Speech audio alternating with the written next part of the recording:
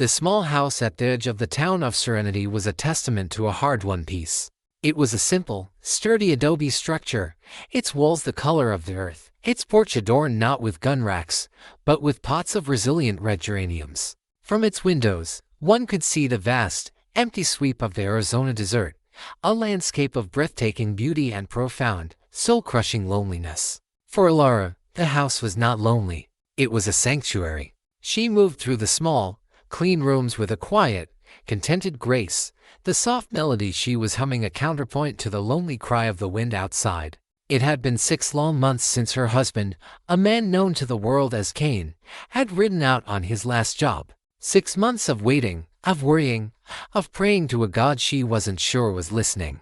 Cain was a bounty hunter, and he was one of the best. He was a man who had made a living from the darkest corners of the human soul, a man whose reputation was a thing of hushed, fearful whispers in every saloon and outlaw camp from the Rio Grande to the Rockies. But he had promised her that this last job, the tracking of the notorious Red Schofield gang, would be his final one. One last score, Ellie, he'd said, his voice a low, rough rumble, his pale gray eyes holding a deep, weary sadness. Enough to buy this house outright, to put some money in the bank. Enough to finally be done. So, she had waited. She tended her small garden, she read her books, and she held onto his promise like a talisman. The people of Serenity were kind but wary. They knew what her husband did for a living. They treated her with a respectful distance, as if the shadow of his profession might be contagious. She was the bounty hunter's wife, a woman living on the edge of two worlds, the quiet, civilized world of the town, and the violent, bloody world her husband inhabited. This evening, as the sun began to set, painting the desert sky in strokes of fiery orange and deep purple, a sense of profound unease settled over her. The wind seemed to carry a new, more menacing note. The familiar quiet of her home felt different, heavier, charged with a strange, expectant tension. She was in the kitchen, packing away the simple supper she had eaten alone, when she heard it. The sound of hoofbeats, not the slow, weary rhythm of a single rider, but the hurried, scattered sound of several horses, stopping abruptly just beyond her fence line. Her heart leaped into her throat. She moved to the window and peered out through a slit in the curtains.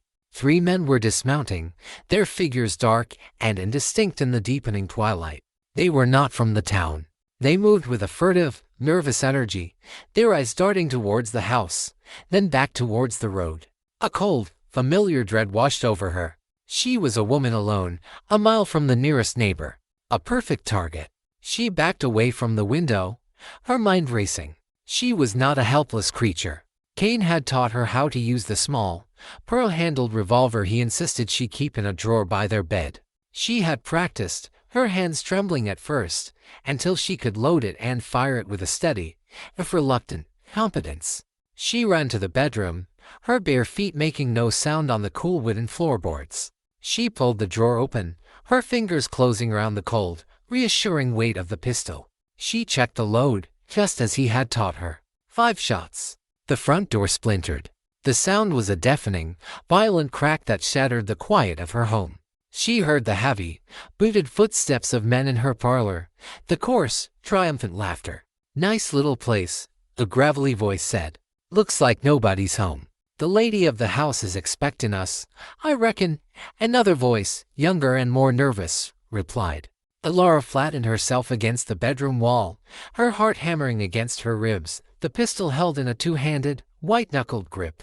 She was a doctor's daughter from Ohio, a woman who had come west to be a schoolteacher. She was not a gunfighter, but she was Cain's wife, and they had just kicked in the door to his home.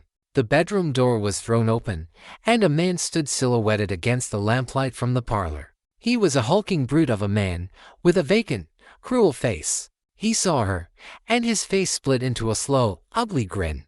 "Well, now," he said, taking a step into the room. "Look what we have here." Laura fired. She didn't aim. She didn't think. She just pointed the gun and pulled the trigger. The explosion was deafening in the small room. The man grunted, a look of shocked surprise on his face, and staggered back, clutching his shoulder. He wasn't dead, but he was down.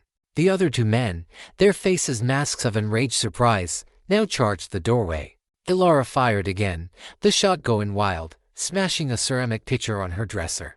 They were on her, a whirlwind of brutal, overwhelming force. One of them, a weary, rat-faced man, slapped the gun from her hand, its clatter on the floor a sound of finality. He backhanded her across the face, the force of the blow sending her sprawling onto the bed, her ears ringing, the metallic taste of blood in her mouth.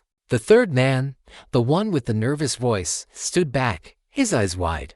"We ain't supposed to hurt her, Jed," he stammered. "The boss just said to scare her, to send a message." "The message just changed," the rat-faced man, Jed, snarled, his eyes glittering with a new, sadistic light. "She shot my brother." He advanced on her, his intentions stark and ugly in his eyes. Ilara scrambled back on the bed, her mind screaming. This was it. This was the end. And then, a new voice, a voice that was colder and calmer and more deadly than any she had ever heard, spoke from the front of the house. "Get your hands off my wife." The two conscious thugs froze. They turned, and Ilara, through her blurred, tear-filled vision, saw him. A figure stood in the shattered frame of the front door, a tall, dark silhouette against the last, dying light of the desert sky. He had returned. He had come home. Kane stood there, his face a mask of stone, his duster swept back to reveal the twin cold peacemakers strapped to his hips. But it was his eyes that held them, pale gray and as cold and as empty as a winter grave. He was not the weary, gentle man who had left her 6 months ago. He was the other Kane, the bounty hunter, the killer. And he had just come home to find wolves in his den. The silence in the house was a taut, stretched wire, ready to snap. The two conscious thugs, Jed and the nervous one, were frozen, caught between the woman on the bed and the terrifying, silent figure that had materialized in the doorway. Kane took a single, slow step into the room. He moved with a fluid and natural grace, his spurs making no sound on the floorboards. His pale gray eyes, which had been locked on the men, now flickered to Ilara. He saw the blood on her lip, the terror in her eyes, the way she was trying to curl into herself on the bed. And something inside him, a carefully banked fire he had been trying to smother for years, roared to life. "I'm going to say this one more time," Kane said, and his voice was a low, soft rumble, a sound more menacing than any shout. "Step away from her." Jed, the rat-faced leader, was a cornered animal. He knew he was outmatched, but his pride, and his fear of the consequences, made him reckless. He made a fatal miscalculation. He thought he could use Ilara as a shield. He lunged back towards the bed, his hand reaching for her. He never made it. Kane's hands moved, not in a blur, but with a horrifying, economical precision. The two Colts seemed to leap into his hands. He did not fire both. He fired the one in his right hand. The shot was not a deafening roar, but a sharp, flat crack. Jed's lunge was cut short, his body thrown backward as if by an invisible fist. Neat, dark hole appearing in the center of his chest. He collapsed in a heap, his part in the drama finished before he even hit the floor. The nervous thug, a young man whose name was lost to the wind, let out a high, terrified whimper. He had a pistol in his hand, but he seemed to have forgotten it was there. He just stared, his mind unable to process the speed, the finality, of what had just happened. Kane's attention, his entire, terrifying focus, now settled on him. He took another slow step into the room, the Colt in his right hand still smoking, the one in his left still cocked and steady. "You," Kane said, his voice a chilling whisper. "Drop it." The boy's gun clattered to the floor. His hands shot up into the air. I didn't touch her," he stammered, his body shaking uncontrollably. "Jed," he said, "we were just supposed to scare her." A message, from Schofield. The name hit Kane like a physical blow. Red Schofield. The man he had just spent 6 months tracking. The man he had finally cornered and captured just 2 days ago, in a bloody shootout in a canyon on the Mexican border. He had turned Schofield over to the U.S. Marshals in Tucson not 12 hours ago. He had thought the job was finished. He understood now. This wasn't a random attack. This was retribution. Schofield, even from a jail cell, had sent a message. He had sent his remaining men not to free him, but to deliver a final, vicious piece of revenge. He had sent them after the one thing in the world that Kane cared about. Kane's face, which had been a mask of cold fury, now became something else entirely. It became completely, utterly empty. The last vestiges of the man, the husband, the person, were gone, replaced by the pure and feeling machine of the bounty hunter. "Who sent you?" Kane asked, his voice flat, devoid of all emotion. "A fella named Riggs," the boy babbled, tears and snot now running down his face. "He's Schofield's top man. He paid us. Said Schofield wanted to leave you a welcome home present." Kane slowly, deliberately, and cocked his left-hand pistol and holstered it. He then did the same with his right. He walked past the terrified, weeping boy and went to the bed where Laura was still huddled, her own body shaking with a mixture of terror and a profound, overwhelming relief. He knelt beside her. His touch, when he gently brushed a strand of hair from her face, was surprisingly soft, a stark contrast to the violence he had just unleashed. "Are you hurt, Ellie?" he asked, his voice now a low, rough murmur, the coldness gone, replaced by a deep, aching concern. "No," she whispered, her voice trembling. "I'm all right. You came home." "I came home," he confirmed. He looked at the hulking brute on the floor, who was now groaning, clutching his wounded shoulder, and then at the dead man near the door, and finally at the sniveling boy. He had come home to find a war in his own parlor. He stood and turned back to the boy. "Where's Riggs?" he asked. "I don't know," the boy cried. "He's supposed to meet us back at the old mission, north of town, to pay us the rest of the money." Kane nodded slowly. The old St. Xavier mission. A ruin. A perfect place for a rendezvous with a devil like Riggs. He walked over to the groaning man on the floor and, with a startling, efficient strength, hauled him to his feet. He then did the same with the weeping boy. He herded them out of the house, into the yard. "Wait here," he said to Alara, his voice calm again. "Don't look." He marched the two men out into the darkness of the desert. Ilara heard a few, low, spoken words she couldn't make out. Then she heard two sharp, distinct gunshots. And then, silence. When Kane returned, his face was a grim, stony mask in the lamplight. "They won't be bothering you again," he said simply. He had not just killed them. He had executed them. He had reverted, in that moment, to the harshest, most unforgiving law of the frontier. He had been a hunter for so long, and they had just reminded him that the instincts of the predator, once learned, are never truly forgotten. He had come home seeking peace, but the trail of blood he had walked for so long had followed him, and its scent was now on his own doorstep. The aftermath of the violence was a quiet, surreal dream. The adrenaline drained away, leaving behind a deep, trembling exhaustion and the stark, ugly reality of what had happened. The scent of gunpowder hung heavy in the air, a profane incense in their sanctuary.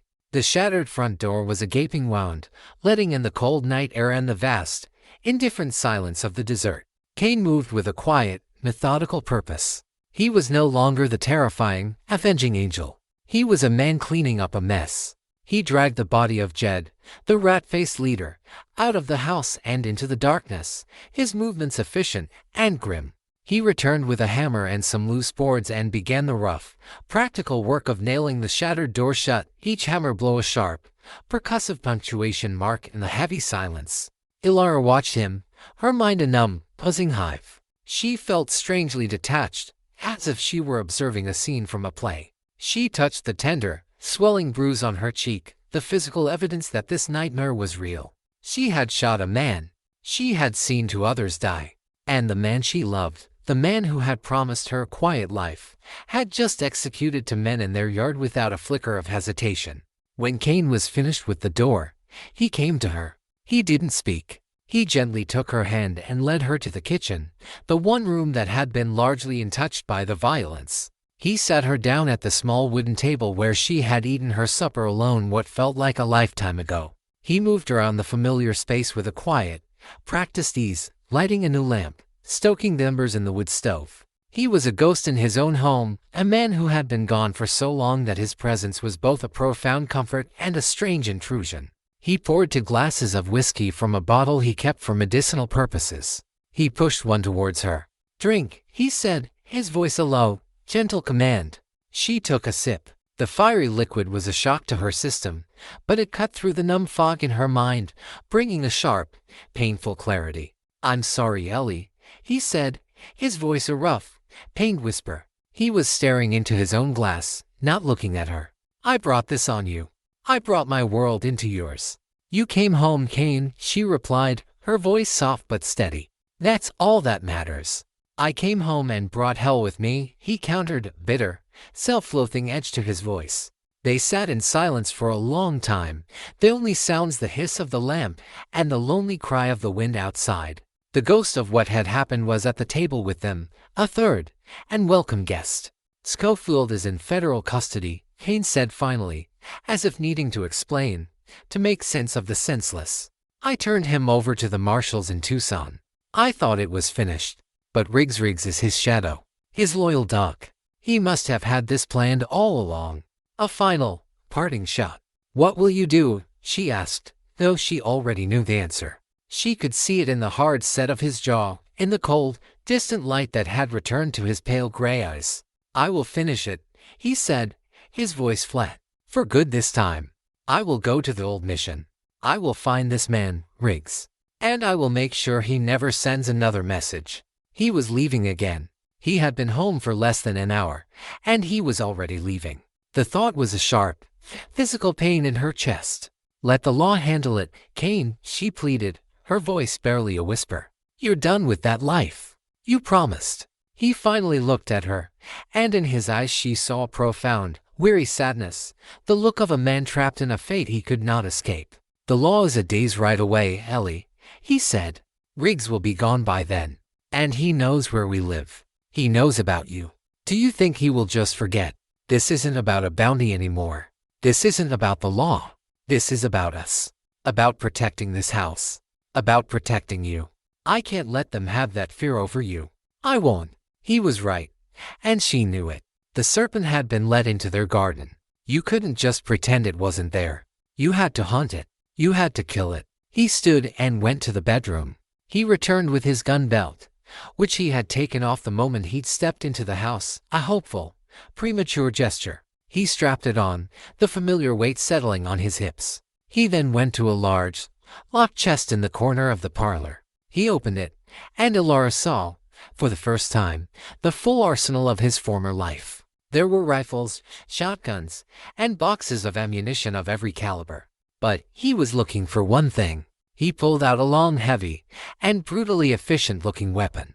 It was a Winchester repeating shotgun, a weapon known on the frontier as a trench broom, a gun designed for close, bloody, and decisive work. He was not just going to a meeting. He was going to war. He came back to the table and stood before her. Bar the door behind me, he said, his voice a low, rough murmur. Don't open it for anyone. I will be back before the sun comes up. He leaned down and kissed her, a gentle, almost hesitant kiss that tasted of whiskey and grief and a fierce, protective love. Then he was gone, slipping out the back door and into the darkness, a ghost returning to the shadows that were his natural habitat. Elora sat alone at the kitchen table, the half-empty glass of whiskey in her hand, the ghost of her husband's kiss on her lips. She listened until the sound of his horse's hoofbeats faded into the vast, indifferent silence of the desert. He had come home, but the hunter had not. The hunter had just been unleashed. The old San Xavier mission was a skeleton bleaching in the moonlight.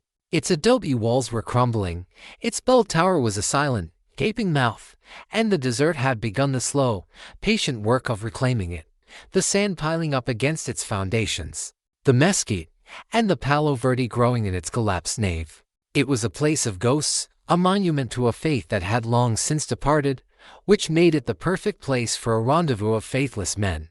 Cain approached the mission not as a man, but as a whisper on the wind. He left his horse a mile away and came in on foot, moving through the treacherous, cactus-strewn landscape with a silent, fluid grace. He was not the weary man who had sat at his kitchen table. He was the hunter, his senses alive, every nerve ending tingling with a cold, focused purpose. His mind was a map of tactics and angles, his heart a cold, steady metronome of resolve. He circled the entire mission complex, a slow, patient reconnaissance. He saw the horses, a half-dozen of them, tethered in the relative shelter of the old, collapsed stable. He saw the flicker of a single, small fire in what had once been the mission's courtyard.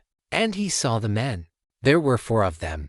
They were huddled around the fire, their figures dark silhouettes against the flames. One of them was a large, broad-shouldered man who stood with a certain, arrogant authority. Riggs. The other three were just hired guns, hard-faced and anonymous. They were waiting. But their waiting was that of nervous, edgy men. The three thugs who were supposed to have returned from Kane's house were long overdue. Kane found his position. A collapsed section of the choir loft in the main chapel offered a perfect, elevated sniper's nest. It gave him a clear view of the entire courtyard, and it was cloaked in a deep, impenetrable darkness. He settled in, his heavy Winchester shotgun resting on the crumbling adobe wall, a silent, patient angel of death. He could have started the fight then. He could have ended it in a hail of buckshot from the darkness. But that was not his way. A bounty hunter's greatest assets were patience and information. He needed to be sure. Was this all of them? Was there a lookout he had missed? And he wanted to hear their words. He wanted to understand the full scope of the treachery that had been brought to his door. He waited. An hour passed. The men in the courtyard grew more restless. They should have been back by now, one of the thugs said, his voice a nervous grumble. It was a simple job. Maybe they're celebrating, another said, though his voice lacked conviction. Riggs, the leader, stood in paced, or restless, caged animal. Jed was a fool, but he wasn't that big a fool, he said, his voice a low, angry growl. And the kid was yellow. Something's wrong. He looked around, his eyes scanning the darkness, a predator's instinct telling him that he was no longer the only one hunting in the night. Schofield is rotting in a federal cell because of that bounty hunter, he continued, more to himself than to his men. He wanted Kane to suffer. He wanted him to come home and find his pretty little wife gone, his house burned to the ground. He wanted him broken. So what do we do, boss? The first man asked. We wait one more hour, Riggs said, his voice hard. If they're not back by then, we assume the worst. We ride out. We disappear. The bounty hunter can have his wife. We'll have our lives. So that was the plan. A simple, brutal act of terror. Not just to scare her, as the boy had claimed, but to take her. To disappear her. A punishment far crueler than a simple death. The cold fire in Kane's gut burned hotter. He had all the information he needed. He settled himself, the heavy shotgun feeling like a natural extension of his own arms. He was not a lawman. He was not an executioner. He was a surgeon, and this was a cancer that needed to be cut out. He did not aim for Riggs. He aimed for the man closest to the fire, the one who was most clearly illuminated. He was not interested in a duel. He was interested in a massacre. He squeezed the trigger. The roar of the 12-gauge shotgun in the enclosed space of the mission ruins was apocalyptic. It was not the sharp crack of a rifle, but a deep, concussive boom that seemed to shake the very foundations of the old church. The man by the fire was not just shot, he was erased, a cloud of buckshot picking him up and throwing him back into the darkness. Before the echoes of the first shot had even begun to fade, Kane had worked the pump action of the shotgun, the shuck-shuck of the mechanism, a terrifying, mechanical sound in the sudden, ringing silence. He fired again. The second thug, who had been scrambling for cover, was cut down in mid-stride. Chaos erupted. The two remaining men, Riggs and the last of his thugs, were firing wildly into the darkness of the choir loft, their pistol shots a frantic, panicked response to the thunderous death that had come from above. But they were firing at a ghost. Kane was already moving. He dropped from the choir loft into the deep shadows of the chapel's nave, landing with a silent, cat-like grace. He moved through the ruined church, a phantom in the darkness, the heavy shotgun held at the ready. He was in his element, a place of death and shadows. He was a creature of the night, and he was hunting in his natural habitat. The mission of Bones had become his personal abattoir, and he was not finished with his work. The mission courtyard, which a moment before had been a quiet place of waiting, was now a madhouse of panicked, echoing gunfire and terrified shouts. Riggs and his last remaining man were trapped, pinned down behind a crumbling stone altar in the center of the courtyard, firing blindly at the dark, cavernous mouth of the chapel from which the initial, devastating attack had come. They were fighting a ghost. They had no idea where Kane was, or even if he was still in the chapel. The sheer, brutal violence of the shotgun blasts had shattered their nerves, reducing them from confident predators to terrified, cornered prey. Kane moved with a cold, patient purpose. He did not charge them. He did not reveal his position. He used the ruins of the mission as his personal chessboard. He slipped out a side entrance of the chapel and began a slow, silent circle through the labyrinthine, collapsed cloisters that ringed the courtyard. He was a wolf, and he was circling the panicked, bleating sheep. "He's in the church," Riggs roared to his man. "Lay down a covering fire. We make a run for the stables." It was a sound, if foolish, plan. Their only hope was to get to their horses and escape into the vast, open desert. The remaining thug, a man whose courage was far outmatched by his fear, did as he was told. He stood, firing his pistol wildly towards the dark chapel entrance, providing a frantic, inaccurate screen of fire. Riggs broke from cover and made a mad dash for the stables. He never made it. From the darkness to his right, from the direction of the cloisters, a direction he had completely ignored, the heavy shotgun boomed again. The blast caught the last thug in the side, spinning him around and slamming him into the stone altar. The courtyard fell silent again, save for the ragged, panicked breathing of the one man left alive. Riggs was alone. He scrambled behind the flimsy cover of an old water trough, his heart hammering against his ribs, his mind reeling. This wasn't a man. It was a demon. An omnipresent, invisible force of death. He was trapped. The stables were 100 yards of open, moonlit ground away. The chapel was a dark mouth that had already swallowed 2 of his men. The cloisters were now a place of known, deadly threat. He was pinned. It was then that Kane's voice came, a low, conversational whisper that seemed to come from the very air around him. "It's just you and me now, Riggs." Riggs spun around, his pistol held in a trembling, 2-handed grip. He saw nothing but shadows and ruins. "Where are you, you bastard?" he screamed, his voice a raw, ragged sound. "I'm everywhere," Kane's voice replied, this time seeming to come from a different direction. "I'm in every shadow. I'm the ghost Schofield sent you to hunt. How do you like the chase so far?" Kane was not just hunting him. He was dismantling him, piece by piece, taking apart his courage, his sanity. This was a psychological execution, a slow, meticulous dissection of a man's soul. "Come out and fight me, you coward," Riggs bellowed, his terror now giving way to a desperate, suicidal rage. "This isn't a fight," the voice whispered from the darkness. "This is a confessional, and you have sins to answer for." A single shot cracked from the darkness. It was not the roar of the shotgun. It was the sharp, flat report of a Colt. The bullet struck the metal band of the water trough, inches from Riggs's head, sending a shower of splinters and a high, whining ricochet into the night. Riggs yelped and flattened himself against the ground, his last vestiges of courage gone, replaced by a pure, animal terror. Kane began to talk, his voice a low, steady, and terrifying monologue that echoed in the ruined courtyard. He told Riggs about his house. He told him about his wife. He described, in cold, minute detail, what he had done to the 3 men Riggs had sent there. He was painting a picture, a verbal masterpiece of retribution and horror, and Riggs was his unwilling, captive audience. As he spoke, he was moving, a silent, creeping shadow, closing the distance, one careful, deliberate step at a time.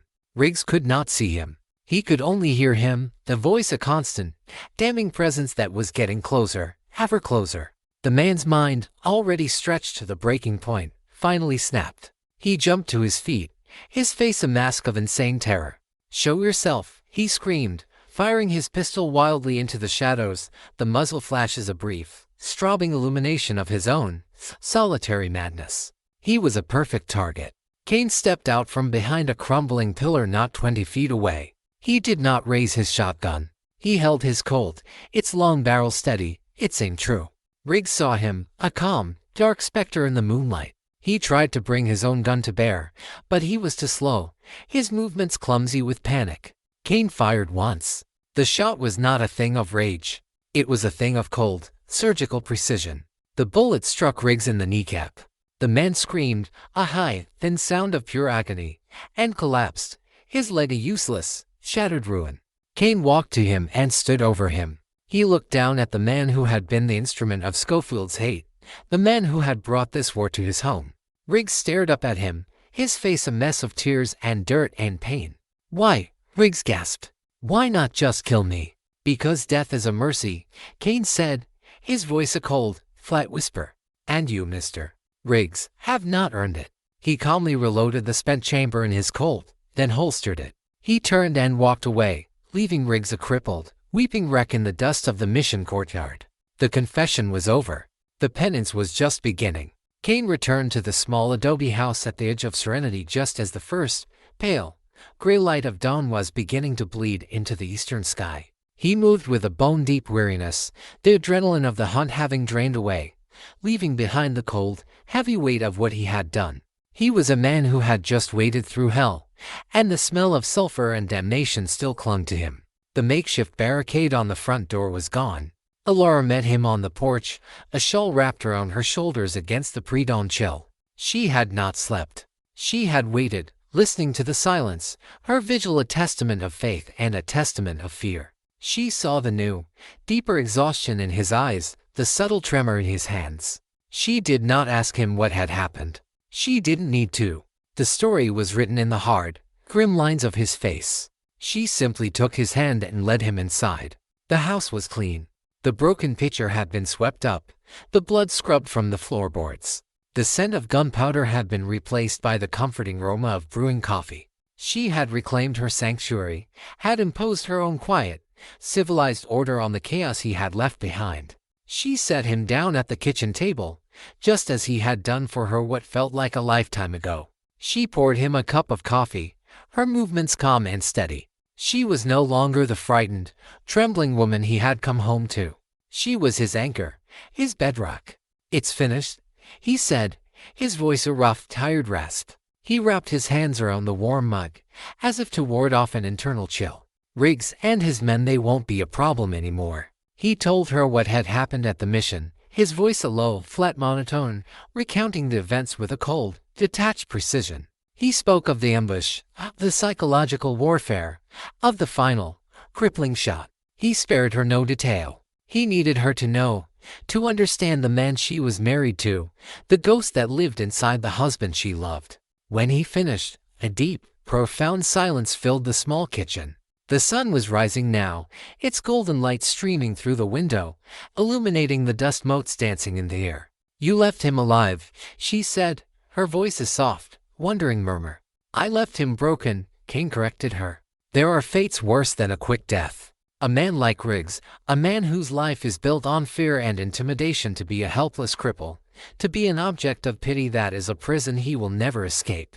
He looked at her then, his pale gray eyes holding a deep, aching vulnerability. "I did this for you, Allie, to keep you safe. But I had to become him again to do it." She reached across the table and placed her hand over his. "You became what you needed to be to protect our home," she said, her voice firm and wavering. "There is no sin in that. You are not him, Cain.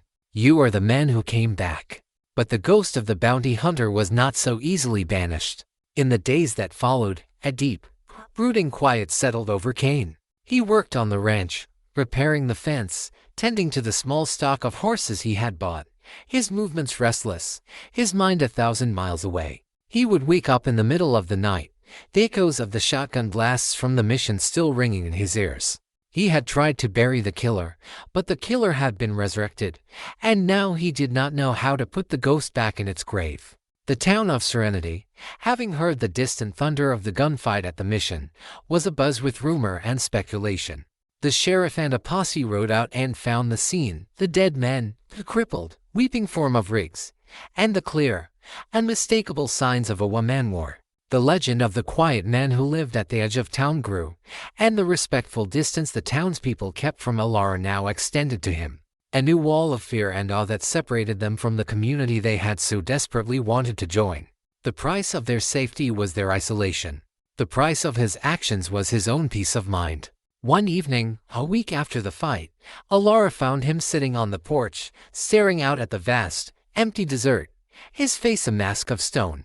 He was cleaning his Colts, the familiar, methodical ritual, a kind of meditation for him. "I can't do this anymore, Ellie," he said, his voice a low, rough whisper. "I can't be this man. I can't live with this noise in my head." "Then don't," she said, coming to stand behind him, her hands resting on his shoulders. "That man, the bounty hunter, his work is done.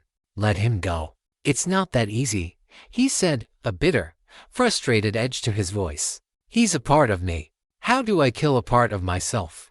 "You don't kill it," she said, her voice soft but sure. You make peace with it. You accept it. You were a hunter, Cain. It's what kept you alive. It's what brought you back to me. Now you can be something else.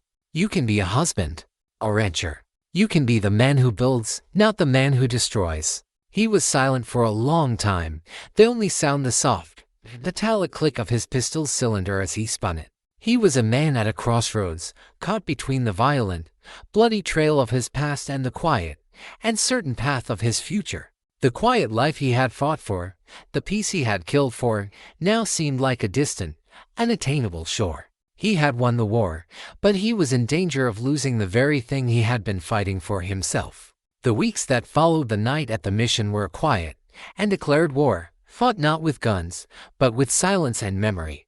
The house was secure, the threat from Schofield's gang was eliminated, but the peace that should have followed was a fragile, hollow thing. The scars of that night were not on the repaired door or the scrubbed floorboards, they were on the two people who lived within the house's walls. Cain was a ghost in his own life. He moved through the days with a restless, haunted energy, throwing himself into the hard, physical labor of the small ranch. He fixed fences that weren't broken, reshod horses that were perfectly sound, and rode long, lonely patrols along the perimeter of their land, his eyes constantly scanning the horizon. A hunter who could not give up the hunt. He rarely spoke of the events, but they were a constant, brooding presence in his pale gray eyes. Alara would see him staring at the spot in the parlor where Jed had fallen, his jaw tight, his hands clenching and unclenching at his sides. He had stopped sleeping in their bed, choosing instead to lay out a bedroll on the floor by the front door, the heavy Winchester shotgun always within arm's reach. He was a sentry, guarding against a threat that was no longer there, a prisoner of a battle that was over. Alara fought her own, quieter war. She was plagued by nightmares, the sound of the splintering door, the flash of gunfire, the look in the brute's eyes as he'd lunged for her. But in the daylight, she was a bastion of unwavering, determined strength. She refused to let the trauma of that night define her, or their life together. She ran the house with a quiet, efficient grace, tended her garden with a fierce, nurturing love, and, most importantly, she fought for her husband. She did not coddle him.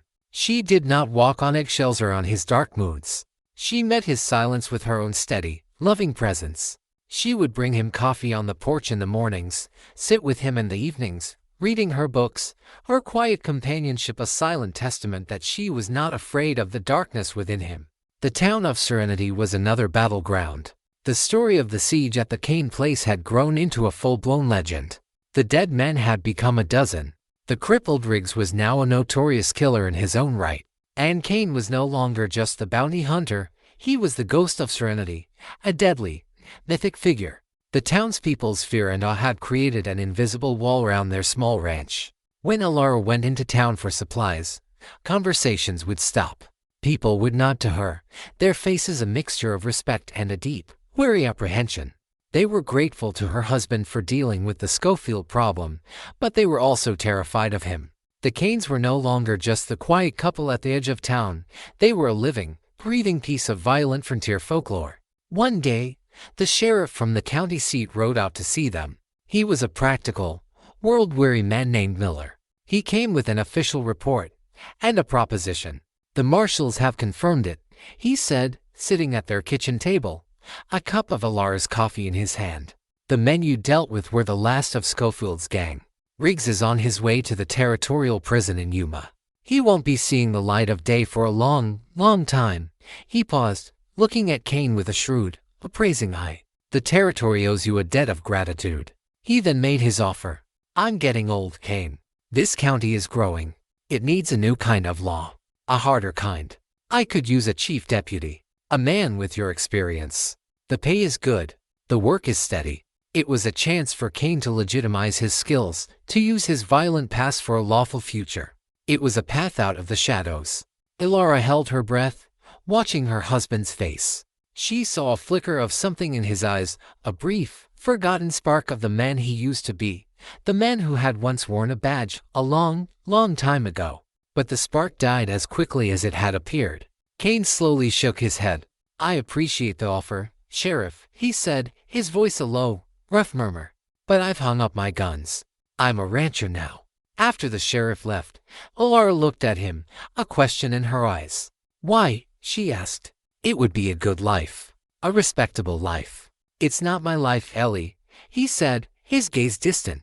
"You can't put a wolf in charge of the sheep pen. Sooner or later, he remembers he's a wolf." He stood and walked to the door, his restlessness returning. "I'm not a lawman. And I'm not a rancher. I don't know what the hell I am anymore." The scars of that night ran deep, not just on their own souls, but on their relationship with the world around them. They had their safety, but they had lost their serenity. Cain had killed the monsters at his door, but he had, in the process, become the monster the town now feared. And he was beginning to believe that they were right. The turning point came not with a bang, but with a whisper. It came in the form of a small, weary, dust-covered man leading a lame horse, who appeared at their fence line one blistering hot afternoon. He was a circuit preacher, a man named Brother Elias, who roamed the forgotten corners of the territory, bringing with him a worn Bible and a quiet, unshakable faith. Cain, seeing the man approach, had immediately been on guard, his hand straying to the colt that was now a permanent fixture on his hip. He went out to meet the preacher, his face a hard and welcoming mask. "This is private property," Cain said, his voice a low growl. The preacher, a man with kind, crinkled eyes the color of a summer sky, simply smiled, a gentle, weary expression. "I know, son, and I mean no trespass. But my horse has cast a shoe, and I saw the smoke from your forge. I was hoping your blacksmith might be able to help." "I'm the blacksmith," Cain said, his tone clipped. "Ah," the preacher said, his gaze taking in Cain, the house, the quiet solitude of the place. He seemed to see not the fearsome gunfighter, but just a man, burdened and weary. A man of many talents. Alara, who had seen the preacher's arrival, now came out, a pitcher of cool water in her hand. She offered it to the man, her natural hospitality overriding her husband's grim suspicion. "Please," she said, "you look tired. Come and rest in the shade." For the next hour, while Cain, with a sullen, grudging competence, reshod the preacher's horse, Alara and Brother Elias sat on the porch and talked. He did not ask about the legends, about the gunfight. He spoke of his own travels, of the small, struggling communities he served, of the quiet courage of the people who were trying to build a life in this harsh land. He spoke of faith, not as a thing of fire and brimstone, but as a simple, stubborn belief in the possibility of grace, even in the darkest of places. When Cain was finished, the preacher offered him a few coins for his work. Cain refused, with a sharp, almost angry shake of his head. "Then let me offer you a different kind of payment," Brother Elias said, his voice soft. He reached into his saddlebag and pulled out his worn Bible. He didn't open it. He just held it in his hands. "I've found, in my travels," he said, his gaze on Cain, but his words seemingly for the wind, "that every man is fighting a battle. Most of the time, the fiercest battles are not with the outlaws on the trail, but with the ghosts we carry inside our own hearts." He paused, his kind eyes holding a deep, profound understanding. "The good book says, 'Vengeance is mine, saith the Lord.' A hard lesson for a hard man to learn. It is not our place to be the judge, the jury, and the executioner.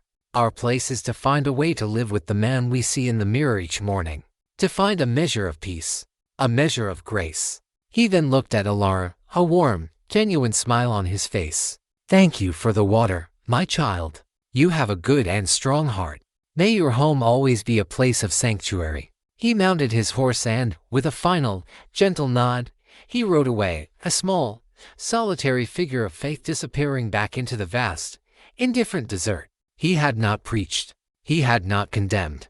He had simply held up a mirror, and in it, Cain had seen not the fearsome bounty hunter, but a man, lost and struggling, a man who was his own harshest judge, his own cruelest jailer. That night, for the first time in weeks, Cain did not sleep on the floor. He came to their bed, and he lay beside his wife, his body a tense, rigid line in the darkness. She did not touch him. She just lay there, her quiet presence a comforting warmth in the cold night. Just before dawn, he spoke, his voice a low, rough whisper in the darkness. "I killed them, Allie. The two I took from the house. I took them out in the desert and I shot them down like dogs." It was a confession, a release of the poison he had been holding inside. I know, she replied softly. I enjoyed it, he whispered, and the words were a thing of profound, terrible self-loathing. A part of me enjoyed it. She finally turned to him, her hand coming to rest on his chest, over his furiously beating heart. And a part of you, she said, her voice a firm, steady anchor in his sea of turmoil, has been punishing yourself for it ever since. That is the part that matters, Cain. That is the part that makes you a good man. That is the part that I love. His rigid posture finally broke. A long, shuddering sigh went through him, a release of weeks of pent-up grief, and guilt, and fear. He pulled her to him, his arms wrapping around her with a desperate, clinging strength, and for the first time since he had come home, the bounty hunter slept, a deep, exhausted, and blessedly dreamless sleep, in the arms of his wife. The whisper of the wind had delivered its sermon, and a small measure of grace had finally found its way into the quiet house. The preacher's visit was not a miraculous cure, but it was a beginning. It was the lancing of a wound, allowing the poison to drain out, allowing the slow, painful work of healing to begin. Cain still had his ghosts, but he was no longer fighting them alone. He began to talk to Alara, not just about the bloody events of his past, but about the man he had been before the bounty trail had claimed him, the young deputy who had once believed in the simple, clear-cut lines of the law. The true test of his new, fragile peace came a month later, with the arrival of a dust-covered rider from the town of Serenity. It was the young blacksmith's apprentice, and his face was a mask of panic. "It's the Clanton brothers, Mr. Cain," the boy gasped, having ridden his horse to a lather. "They've ridden into town, drunk and mean. They've shot up the saloon, and they've taken the sheriff hostage. They're threatening to burn the whole town down if they don't get $1,000 by sundown."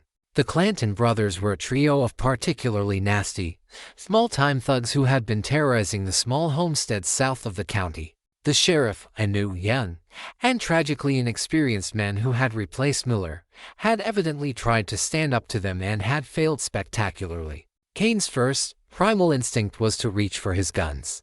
The hunter in him awoke, his mind immediately mapping out the town, the angles, the tactics. He could ride in there, a whirlwind of righteous fury, and the threat in a hail of gunfire. But then he looked at Alara, and he saw the fear in her eyes, the fear that the ghost she had just helped to put to rest was about to be resurrected. He saw the path that lay before him, the easy, familiar path of violence. And he saw another, harder, less certain path. "All right, son," he said to the apprentice, his voice calm and steady. "You go on back. Tell the folks to stay inside. Tell them I'm coming." He did not strap on his twin Colts. He did not take the shotgun. He went to his chest and took out a single, old, Navy model revolver, the one he had carried as a deputy. He tucked it into his waistband, out of sight. He then went to the small box where he kept his old life packed away and took out a small, tarnished, five-pointed star, a deputy's badge. He polished it on his sleeve and pinned it to his shirt. "What are you doing?" Alara asked, her voice a whisper.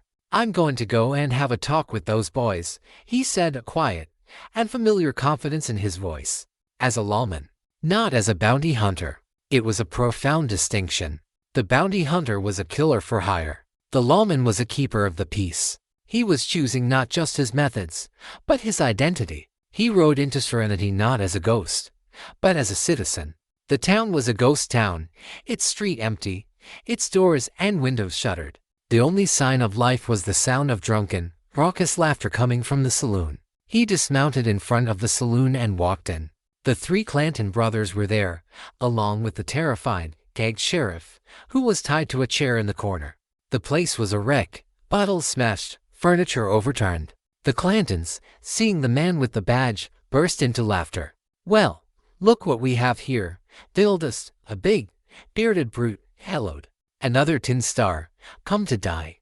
Cain ignored them. He walked to the bar and addressed the frightened bartender. "I'll have a beer," he said, his voice calm. The Clantons were taken aback by his sheer, audacious calm. This was not the reaction they had expected. "Hey, we're talking to you, lawman," the brother shouted. Cain slowly turned, his beer in his hand. He looked at the three of them, his pale gray eyes not with the cold, killing emptiness of the bounty hunter, but with a look of weary, profound disappointment.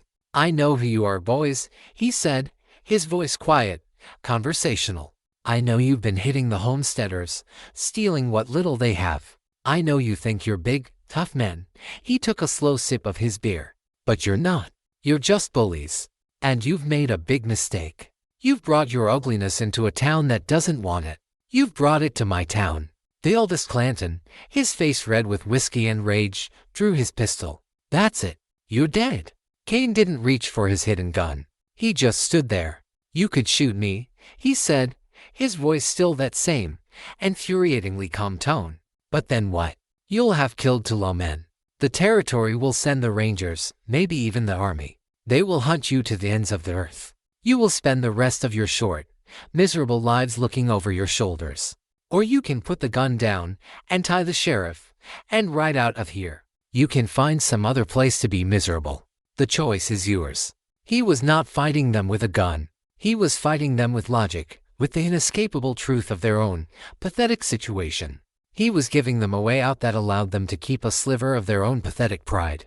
The Clanton brother stood there, his gun aimed, his mind a confused, drunken mess. He was a bully, and he had just been faced with a kind of strength he didn't understand. From the street outside, another sound was heard. The sound of a dozen rifles being cocked. The men of Serenity, the farmers and the blacksmiths, inspired by Kane's courage, had taken up their own arms. They were standing in the doorways and the windows, a silent, grim-faced posse of their own. The Clantons' bravado finally, irrevocably, crumbled. They were surrounded, outmaneuvered, and utterly defeated, without a single shot being fired. Slowly, sullenly, the brother lowered his pistol. Kane had won. He had won not with the quickness of his hand, but with the strength of his will. He had faced down the wolves not by becoming a wolf himself, but by reminding them that he was the shepherd, and the flock was standing right behind him. The new star on his chest had been forged, not in the fire of violence, but in the quiet, steady heat of courage. The departure of the Clanton brothers was a quiet, ignominious affair. They untied the sheriff, threw their guns on the table, and rode out of town under the silent, watchful gaze of the very citizens they had terrorized. The law, in Serenity, had found its teeth, and its heart. Kane did not keep the badge. He walked back to his house at the edge of town, and the men of the community followed him, a silent, grateful procession. They stood on his porch, their hats in their hands, their faces filled with a new, profound respect. "You saved our town, Mr.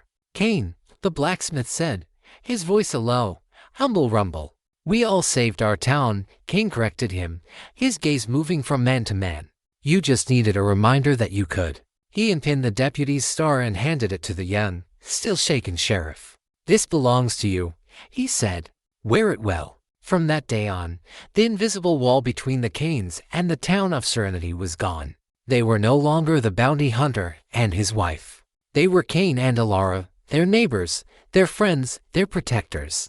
They were a part of the community, woven into the fabric of its life. The ghost of the bounty hunter did not disappear overnight.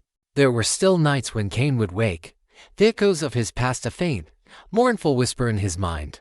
But now, when he woke, he would feel the warm, steady presence of his wife beside him, and he would look out the window, not at a vast, empty desert, but at the soft, scattered lights of a sleeping town, a town that was safe, a town that was, in part, his to watch over.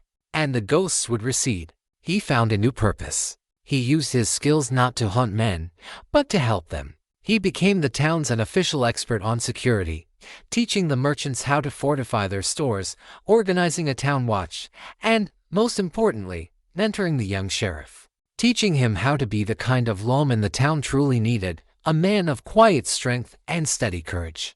Alara, too, found her place. With the new sense of safety in the town, she finally opened the small schoolhouse she had always dreamed of. She taught the children of the ranchers and the merchants how to read and write, her classroom a bright, hopeful beacon in the heart of the once fearful community. Their little adobe house was no longer just a sanctuary for two.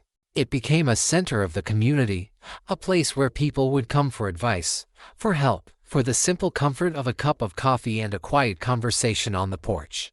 The geraniums bloomed, a riot of cheerful red against the earthy brown of the walls. One evening, a year after the Clantons had ridden out, Cain and Alara sat on their porch, watching the sun set. The desert sky was a masterpiece of color, a silent, breathtaking sermon of peace and beauty. The sounds from the town, the distant laughter of children, the ring of the blacksmith's hammer, were a gentle, comforting symphony. "Are you happy, Cain?" she asked, her head resting on his shoulder. He was silent for a long time, not because he was searching for the answer, but because the feeling was still new to him, a thing to be savored. "Yes, Allie," he said, his voice a low, contented rumble. He took her hand, his calloused, scarred fingers lacing with hers. "I think I am." The bounty hunter had not died. He had simply, finally, found a bounty worth more than any amount of gold, a home, a purpose, a love that was stronger than any ghost from his past. He had fought for a quiet life, and in the end, by finally laying down his guns, he had truly, irrevocably, won it.